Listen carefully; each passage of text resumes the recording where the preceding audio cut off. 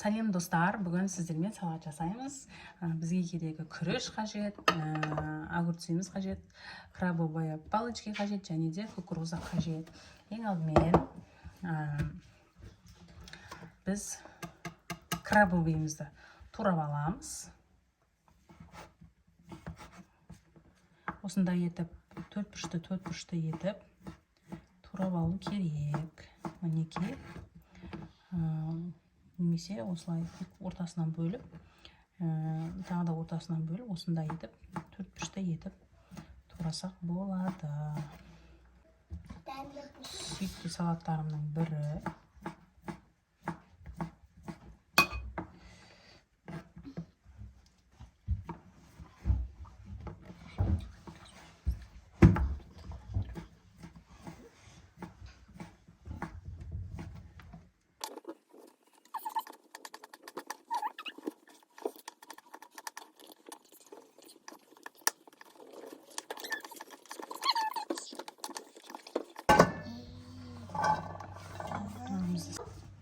Енді огурцымызды алып, осындай етіп, ұзынша етіп тураймыз. Және бұны да төрт бұрышты етіп турап аламыз барлығын. Қияр өз қалауларыңыз қанша болады. 5-6 данасын қоссаңыз да болады. Қазір мен бірінші 4 данасын осылай төрт бұрышты етіп турап көремін. Егер осы жеткілікті болса, осы 4 данасын қосам, егер сәл аздау болса, тағы да 1-2 данасын қосуға болады. Мен өз қалауларыңыз бойынша қоса бересіздер.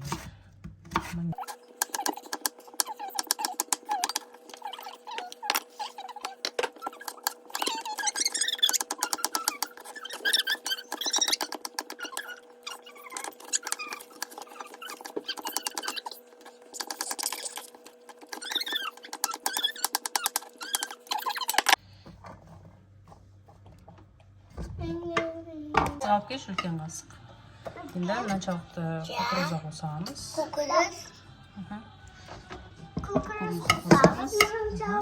Енді менде бұл күріш уже қайнатылып, әбден суы сырғыған күріш, сол себепті мен дайынын қосамын. Осындай етіп қосамыз. Үлкен қасық әкел.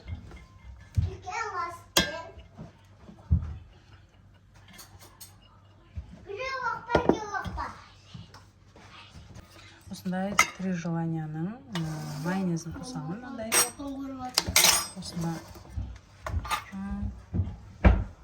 Осыны араластырып аламыз. Қаш, ол жаман су. Қаш, сәл қашы.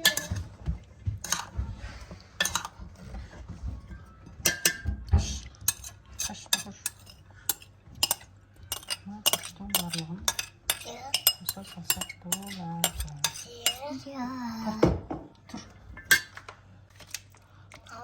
Не дейді? Майонез қосамыз. Не дейді? Майонез қосамыз. Салат істеймін. Салат істеймін. Кешке салат саламыз. Қаша жемейміз. Мама.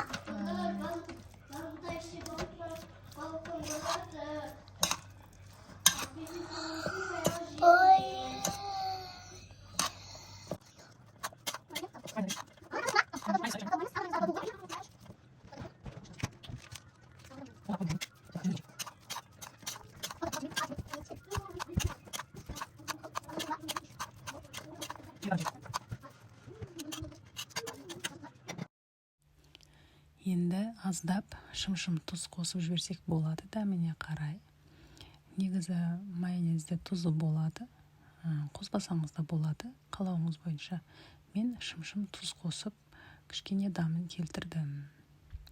Тұзымызды қосып, қажетіне қарай тағы да майонезімізді қосып, жақсылап тұрып араластырып аламыз. Сонымен салатымыз дайын болады. Дастарханға ұсынсаңыздар, өте дәмді болып шығады.